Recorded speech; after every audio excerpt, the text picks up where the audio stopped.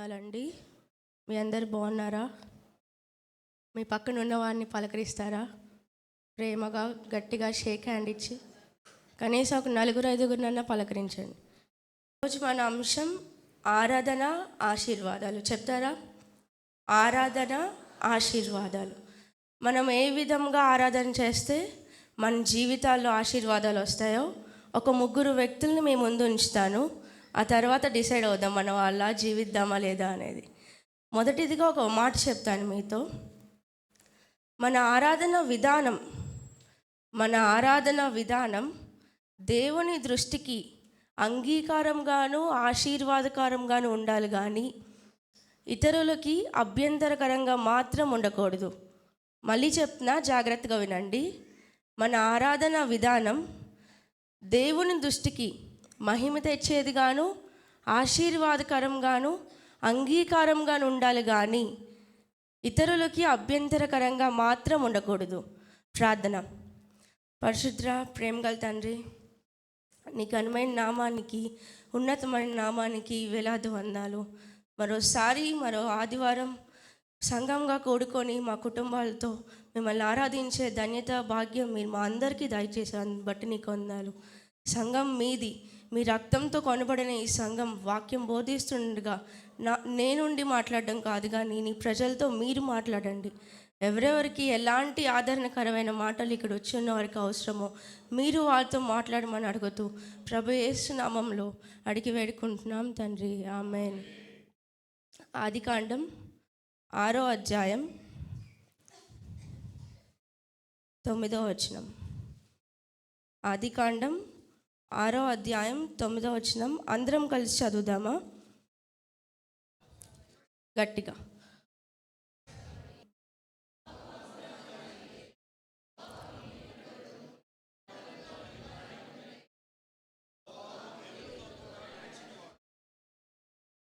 Road పక్కన పడిన విత్తనంలా కాకుండా మంచి నేల మీద పడిన విత్తనంలాగా మన హృదయం అనే నేల మీద వాక్యం ఈరోజు ఫలించాలని కోరుకుంటూ, నోవాహు గురించి మనం మొదటిగా ముగ్గురు వ్యక్తుల గురించి తెలుసుకుందామని చెప్పాను కదా. దాంట్లో మొదటిదిగా నోవాహు దేవునితో కూడా నడిచాడు, నిందారహితుడిగా ఉన్నాడు, అలానే నీతిమంతుడిగా జీవించాడు. ఈ ఒక్క వచనాన్ని మనం 3 భాగాలుగా డివైడ్ చేసుకుంటే నోవాహు నుంచి మనం ఏం నేర్చుకోవచ్చు? ఈ వచనంలో నీతిమంతుడుగాను నిందారహితుడనై ఉండెను. నోవాహు దేవునితో కూడా నడిచినవాడు. ప్రతికూల పరిస్థితుల్లో కూడా నీతిగా నడవడం. ఆ కాలంలో లోకమంతా పాపంలో మునిగిపోయి ఉన్నప్పుడు నోవాహు మాత్రం దేవుని మార్గంలో నడిచాడంట. దేవుని దృష్టిలో ఏది ప్రీతికరమో, దేవుడికి ఏది ఇష్టమో అది చేయడానికే నోవాహు, అలాంటి బిహేవియర్తో ఉండడానికే నోవాహు ప్రాధాన్యత ఇచ్చాడు. అందుకే నోవాహు నీతిగా ఉన్నాడు. ఈరోజు మన చుట్టూ ఎన్ని శోధనలున్నా, ఎన్ని ఇబ్బందులున్నా, ఆటంకాలున్నా, లోక సంబంధమైన పరంగా కానీ కుటుంబంలో కానీ దేవుని దృష్టికి మన హృదయాలు నీతిగా ఉంటున్నాయా? మనం చేసే ఆరాధన నీతిగా ఉంటుందా? రెండవదిగా నిందారహితుడై ఉన్నాడు నోవాహు. Blameless life. నోవాహు నిందారహితమైన జీవితం జీవించాడు. నిందారహితుడు అంటే పాపం లేనివాడు అని అర్థం కాదు, కానీ తన చుట్టూ ఉన్న సమాజం యొక్క చెడు ప్రభావం తన పైన పడకుండా నిష్కలంకమైన ప్రవర్తనతో నోవాహు జీవించాడు. అర్థమవుతుందా? తన చుట్టూ ఉన్న సమాజం పాపంలో అప్పటికే ఆల్రెడీ మునిగిపోయి ఉంది, కానీ నోవాహు జీవితం పైన తన భక్తిని కాపాడుకున్నాడు. ఇక్కడ నోవాహు తన ఇతర ప్రజలతో పోల్చినప్పుడు నోవాహు ప్రవర్తన భిన్నంగా పవిత్రంగా ఉండిందంట. ఈరోజు మన ఆరాధన, మన ప్రవర్తనే మన ఆరాధనగా ఉండాలి. మూడవదిగా నోవాహు దేవునితో కూడా నడిచినవాడు. ఈ వచనంలో అత్యంత కీలకమైన భాగం ఇదే. దేవునితో కూడా నడిచాడు నోవాహు. నాకు తెలిసి హానోకు తర్వాత దేవునితో కూడా నడిచాడని రాయబడింది నోవాహు గురించి అనుకుంటా. అంటే దేవునితో అంటే దూరంగా ఉండి ఏదో ప్రార్థన చేయడం మొక్కుబడిగా కాదు, కానీ దేవుడితో సహవాసం చేశాడు. తన జీవితంలో తను తీసుకునే ప్రతి అడుగు దేవుని చిత్తానుసారంగా, దేవుని ఆజ్ఞలకు లోబడుతూ నోవాహు జీవించాడు. అందుకే నీతిమంతుడిగా ఉన్నాడు. చెప్పండి. నిందారహితుడిగా ఉన్నాడు. అందుకే దేవుడు నోవాహు జీవితాన్ని ఏం చేశాడు? ఆశీర్వదించాడు. ఎలా ఆశీర్వదించాడో చూద్దామా? 9వ అధ్యాయం 1వ వచనం, ఆదికాండం.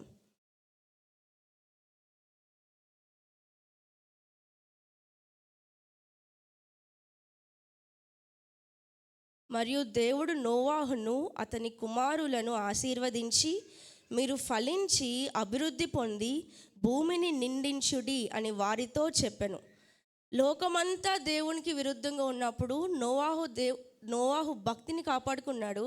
అందుకే జలప్రలయం వచ్చినప్పుడు అందరూ కొట్టుకుపోయారు. కానీ నోవాహు కుమారులు, తన భార్య, తన 3 కోడళ్ళు మాత్రమే, ఆ 8 మంది జలప్రలయం నుంచి తప్పించబడ్డారు. అంటే ఎంత బ్యూటిఫుల్ బ్లెస్సింగో కదా నోవాహు కుటుంబం పైన, ఎంత గొప్ప ఆశీర్వాదం. అంటే దేవుని ఆశీర్వదిస్తే, దేవుడికి నచ్చినట్టు మనం జీవిస్తే, లోకమంతా ఎలా అయినా ఉండనివ్వండి, మనకు అనవసరం. మనం దేవుడిని నమ్మి బాప్తిసం తీసుకొని ఆయనతో నడవడానికి ఒక తీర్మానం చేసుకున్నప్పుడు ఎన్ని ఆటంకాలు వచ్చినా, ఇబ్బందులు వచ్చినా మన హృదయం ఎలా ఉంటుంది? నీతిగా ఉంటుందా? నిందారహితంగా ఉంటుందా? నిందారహితమైన జీవితం నోవాహు జీవించాడు. ఇక్కడ ఒక నిమిషం ఆగి ఆలోచిద్దాం. జనరల్గా నేను డీప్గా ఎక్కువ మాట్లాడలేను, కానీ చెప్పింది అర్థం చేసుకోండి. ఇప్పుడు మన సహవాసాలు ఎలా ఉంటున్నాయి? వారం అంతా మనకు నచ్చినట్టు ఉంటూ, వాళ్ళ మీద వీళ్ళ మీద వాళ్ళు నిందలు వేసుకుంటూ, అవమానకరమైన మాటలు మాట్లాడుతూ, తెలిసి తెలియక అసలు పక్కన వాళ్ళ లైఫ్లో ఏమవుతుందో మనకు తెలియదు, వాళ్ళు ఏం గోత్రు అవుతున్నారో మనకు తెలియదు, వాళ్ళ కుటుంబ సమస్యలు ఏంటో మనకు తెలియదు. కానీ 2-3గా మనం గుంపు కూడి మనం సహవాసం చేసినప్పుడు మన మాటలు ఎలా ఉంటున్నాయి? నిందిస్తున్నామా మనుషుల్ని? మనం క్రైస్తవులుగా మారిన తర్వాత కూడా వేరే వాళ్ళ జీవితాల గురించి మనం తెలుసుకోకుండా కూడా నిందలు వేస్తున్నామా? అందుకే దేవుడు మన ప్రార్థన ఇప్పటికీ ఆలకించట్లేదు, మన ఆరాధన కూడా. నిందారహితమైన జీవితం, వారమంతా మనకి ఇష్టం వచ్చినట్టు బ్రతికేసి ఈ 2 గంటలు ఆరాధన చేసి ముగిస్తే అది మన భక్తి జీవితాన్ని ఇంప్రూవ్ చేయదు. నీతిగా ఉంటున్నామా? మన ఆరాధన చేసేటప్పుడు ముందు మనం జ్ఞాపకం చేసుకోవాల్సిన విషయం, నీతిమంతులుగా ఉంటున్నామా? నిందలు వేసేవారుగా ఉంటున్నామా? లేకపోతే దేవునితో నడవకుండా మనం వేరే సహవాసాలను ఎక్కువ కోరుకుంటున్నామా? నన్ను చాలామంది అడుగుతూ ఉంటారు, ఏంటి నువ్వు ఎక్కువ ఎవరితో మాట్లాడో, నీకు ఫ్రెండ్స్ కూడా చాలా తక్కువ మంది అంటే అనుభవం అంతే. చిన్న వయసులోనే పెద్ద పెద్ద అనుభవాలు. ఎక్కువ మన ఫ్యామిలీతో కానీ లేకపోతే మన ఫ్రెండ్స్తో కానీ గుంపు కూడినప్పుడు లేని వ్యక్తి గురించి మన మధ్యలో మాటలు వస్తుందంటే దయచేసి ఆ సహవాసాలు కట్ చేసేయండి, మన జీవితాలు బాగుపడతాయి. దేవుడు మన ప్రార్థనని, మన ఆరాధన అప్పుడే అంగీకరిస్తాడు. ఆ లేని వ్యక్తి గురించి నిందలు వేస్తూ మన జీవితాన్ని అలాగే కొనసాగించి మన మందిరంలోకి రాగానే ఆరాధిస్తుంది, నువ్వు మహోన్నతమైన దేవుడివి, మహాగణుడి, నిత్యము వేవేల దూతలతో పొగడబడుతున్న మహారాజువి అని మనం ప్రార్థన చేసినా అస్సలు దేవుడు వినడు. మన తోటివారే మన గురించి తెలిసినప్పుడు విన్నప్పుడు దేవుడు మన ఆరాధన అంగీకరిస్తాడు. నీతిమంతులుగా ఎప్పుడైతే మనం నీతిగా మన హృదయంలో ఉన్నప్పుడు, నోవాహులాగా లోకమంతా చెడ్డగా పాపంలో మునిగిపోయి ఉన్నప్పటికీ తన భక్తిని కాపాడుకున్నాడు నోవాహు. ఎంత గొప్ప సాక్ష్యం! నిందారహితుడిగా ఉన్నాడు, దేవుడితో నడిచాడంటే నిత్యం దేవుడితో సహవాసం చేశాడు, తన దేవుని ఆజ్ఞలు పాటించాడు, ఆయన చిత్తానుసారంగా జీవించాడు. మనం అలా తీర్మానం చేసుకుందాం. ఈ చర్చి గడప బయటకి దాటిన తర్వాత ఉంటుంది అసలైన ఆరాధన. ఇక్కడ చేసే 2 గంటల ఆరాధన మన ఆరాధన కాదు. ఇక్కడ అందరూ మనం మారు మనసు పొందాం, దేవుని తెలుసుకుందాం. కానీ నిజమైన ఆరాధన అంటే ఏంటి? ఈ చర్చి గడప బయట దాటిన తర్వాత దినదినం మనం జీవిస్తున్న జీవితం ఉంటుంది చూసారా? మనం వర్క్ చేసే చోట, మన కొలీగ్స్ దగ్గర, మన కాలేజెస్, స్కూల్స్లో, అలానే మన ఫ్యామిలీలో మనం నడుస్తున్న తీరు, మాట్లాడుతున్న విధానం, అది నిజమైన ఆరాధన. 2వ వ్యక్తిని మనం చూద్దామా?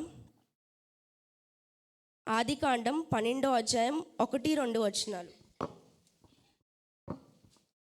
యెహోవా, నీవు లేచి నీ దేశము నుండి, నీ బంధువుల యొద్ద నుండి, నీ తండ్రి ఇంటి నుండి బయలుదేరి నేను నీకు చూపించు దేశమునకు వెళ్ళుము. నిన్ను గొప్ప జనముగా చేసి నిన్ను ఆశీర్వదించి నీ నామమును గొప్ప చేసేదను, నీవు ఆశీర్వాదముగా నుందువు. యెహోవా, నీవు నీ దేశము నుండి, నీ బంధువుల నుండి, నీ తండ్రి ఇంటి నుండి దూరంగా వెళ్ళు. ఆయన చెప్పే దేశానికి ఎవరిని వెళ్ళమంటున్నాడు? అబ్రహాము అంటే అసాధ్యాలను సాధ్యం చేసే దేవుడు అని ఇక్కడ మనం పెట్టుకోవచ్చు. దేవుడు అబ్రహాంకి వాగ్దానం ఇచ్చినప్పుడు ఇంకా అబ్రహాంకి సంతానం కలగలేదు. పైగా ఆయన వయసు కూడా పైబడి ఉంది. కానీ దేవుడు మనకిచ్చే ఆశీర్వాదం ఇవ్వాలి అని అనుకుంటే వయసుతో సంబంధం ఉండదు. శూన్యంలో నుంచి సృష్టిని చేసిన దేవుడు ఈరోజు నీ జీవితంలో, నా జీవితంలో కూడా మన జీవితాలు, మన కుటుంబాలను ఆశీర్వదించాలంటే ఆయన్ని నమ్మి మనం అలా ఆరాధించాలి. అబ్రహాం ఓర్పుని, విశ్వాసాన్ని కూడా పరీక్షించాడు. ఇక్కడ ఆయన ఏ దేశానికి వెళ్ళాలో ముందే చెప్పలేదు. కానీ అబ్రహాం వేసే ప్రతి అడుగు ఎవరి మీద ఆధారపడ్డాడు? దేవుడి మీద ఆధారపడ్డాడు. అందుకే ఇక్కడ ఏమన్నాడు? ఆశీర్వదించే దేవుడు, గాడ్ హూ బ్లెసెస్, నిన్ను ఆశీర్వదించి నీ నామమును గొప్ప చేసేదును.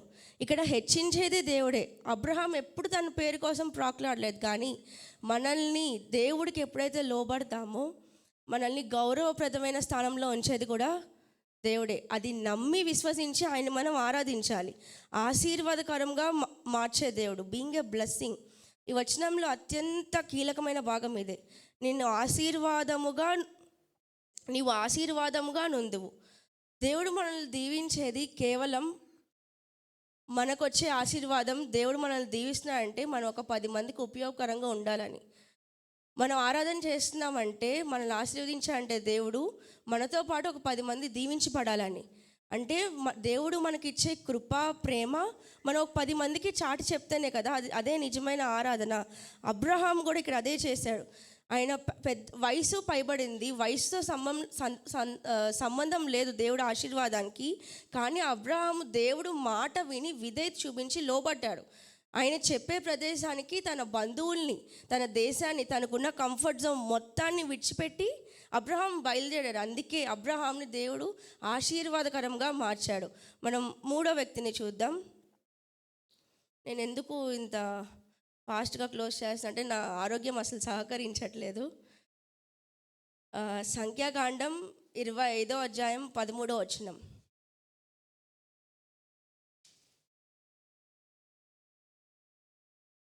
ఇది నిత్యమైన యాజక నిబంధనగా అతనికిని అతని సంతానమునకును కలిగి ఉండును. ఏలయనగా అతడు తన దేవుని విషయమందు ఆసక్తి గలవాడై ఇజ్రాయేలు నిమిత్తము ప్రాయశ్చిత్తము చేసెను. ఎవరి గురించి రాయబడింది ఇక్కడ? ఫినెహాస్ గురించి. ఇజ్రాయేలీలు పాపంలో ఉన్నప్పుడు, అంటే దేవుడు ఓర్వలేంది ఫినెహాస్ కూడా ఓర్వలేకపోయాడు. వాళ్ళు పాపంలో ఉన్నప్పుడు వాళ్ళని తప్పించింది ఫినెహాసే అని చెప్పొచ్చు. అంటే దేవుడు ఉగ్రత, దేవుడు కోపం వాళ్ళ పైన రాకుండా తప్పించబడ్డారు వాళ్ళు.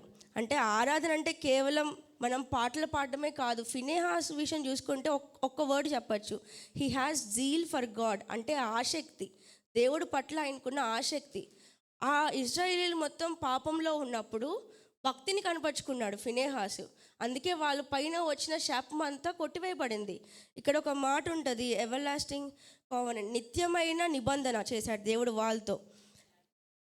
నిత్యమైన యాజకత్వ నిబంధన ఇచ్చాడు దేవుడు వాళ్ళకి. అంటే ఈరోజు 25:13లో ఈరోజు మనం కూడా దేవుడి పట్ల అంతే ఆసక్తి కలిగి ఉంటే మనల్నే కాదు దేవుడు మన కుటుంబాల్ని, మన తర్వాత వచ్చే పిల్లల్ని, వాళ్ళ తరతరాల్ని దేవుడు దీవిస్తాడంట. అలాంటి దీవెన ఆశీర్వాదం మనకు రావాలంటే అది మన చేతుల్లోనే ఉంటుంది. మన కుటుంబాల మీద మనం ఆశీర్వాదం తెచ్చుకోవాలన్నా, శాపం కొట్టివేయబడాలన్నా ప్రతి ఒక్కటి మన చేతుల్లోనే ఉంటుంది. ఈరోజు ఆరాధన చేయడానికి ఈ ప్రోత్సాహకరమైన మాటలు నేను ఎందుకు చెప్పాలనుకున్నానంటే, పైపై ఆరాధన మనం చేయొద్దు. ఇన్నాళ్ళు గడిచిపోయింది, ఓకే, లివ్ ఇట్. కానీ మన మనసులు ఎప్పుడైతే నోవాహులాగా నీతిగా ఉన్నాయో, నిందారహితమైన జీవితం మనం జీవిస్తున్నాం. ఒకవేళ తెలిసి తెలియక మాట్లాడేసాం అనుకోండి, దేవుడి దగ్గర క్షమాపణ అడుగుదాం. నేను ఎందుకు ఆ సహవాసాల నుంచి కట్ చేసేసి దూరంగా ఉన్నామంటే, దూరంగా పెట్టండి అని అన్నానంటే, మనం శత్రుత్వం ఏం పెంచుకోవద్దు, వాళ్ళతో సమాధానంగా ఉందాం. కానీ అలాంటి సహవాసాలకి దూరంగా ఉన్నప్పుడే మన ఆత్మీయ జీవితాన్ని మనం కాపాడుకోగలం, నిజమైన ఆరాధన మనం చేయగలం. ఒక చిన్న స్టోరీ చెప్పి ముగిస్తాను. ఒక వ్యక్తి, పలానా వ్యక్తి ఒక నర్సరీకి వెళ్ళారు. నర్సరీ అంటే తెలుసు కదా, ప్లాంట్స్, బ్యూటిఫుల్ ఫ్లవర్స్ అన్నీ ఉంటాయి. ఆయన కొనుక్కోవడానికి వెళ్ళినప్పుడు హనీబీస్ ఉంటాయి కదా, తేనె తీగలు అంటారు, అవన్నీ ఒక ఫ్లవర్కే ఆకర్షించబడుతుంది. అంటే ఒక ఫ్లవర్ దగ్గరే వెళ్ళి సక్ చేస్తున్నాయి హనీబీస్ అన్నీ. ఆ కొనుక్కునే వ్యక్తి ఆ ఓనర్ని అడిగాడంట, ఏంటి ఇక్కడ ఇన్ని బ్యూటిఫుల్ ఫ్లవర్స్ ఉండగా ఈ హనీబీస్ అన్నీ వెళ్ళి ఏంటి ఒక్క ఫ్లవర్ దగ్గరే ఉంటున్నాయంటే ఆ పువ్వు ఇచ్చేది పరిమళ వాసన, ఆ పువ్వు నుంచి వచ్చేది పరిమళ వాసన వస్తుంది కాబట్టి ఆ హనీబీస్ అన్నీ వెళ్ళి ఆ ఒక్క ఫ్లవర్ దగ్గరే ఉంటున్నాయని చెప్పాయి. ఈరోజు మన జీవితాలు కూడా అంతే. ఇక్కడ రకరకాలమైన జనాలు వచ్చి కూర్చోవచ్చు, కానీ మనం చేసే ఆరాధనకి దేవుడు ఆకర్షింపబడుతున్నాడా? మన ఆరాధన విధానానికి దేవుడు రకరకాల మనుషులు ఉండొచ్చు, కానీ దేవుడు ఏం చూస్తాడు? నువ్వు రిచ్చా పూరా అని చూడ్డు. నువ్వు ఫ్రెష్గా ఉన్నావా లేకపోతే అసహ్యంగా ఉన్నావా, నువ్వు చూడ్డానికి ఎలా ఉన్నావు అని దేవుడు చూడ్డు. నీ మనసు నుంచి వచ్చే పరిమళ వాసన నిత్యమైన, అంటే ఒక ప్యూరిటీ నీలో ఉందా లేదా అనేది దేవుడు చూస్తాడు. అలాంటి ఆరాధనకిలే దేవుడికి ఇష్టం అంట. అలాంటి వారిని నీతిగా, నిందారహితులుగా దేవుడితో సహవాసం చేసేవారికి, అబ్రహాంలాగా దేవుడు మాట విని లోబడేవారిని, ఫినెహాస్ లాగా దేవుడి పట్ల ఆసక్తి చూపించే వారి ఆరాధనలే దేవుడు వింటాడు. వారి కుటుంబాలనే దేవుడు ఆశీర్వదిస్తాడు. మనందరం తలలు వంచి కళ్ళు మూసుకొని ఆరాధనలోకి ముందుకు వెళ్దాం. నోవాహులాగా నిందారహితులుగా ఉందామా? దేవునితో నడుద్దామా? అబ్రహాం లాగా దేవుని మాట విని లోబడదామా? ఫినెహాస్ లాగా దేవుని పట్ల ఆసక్తి చూపిద్దాం.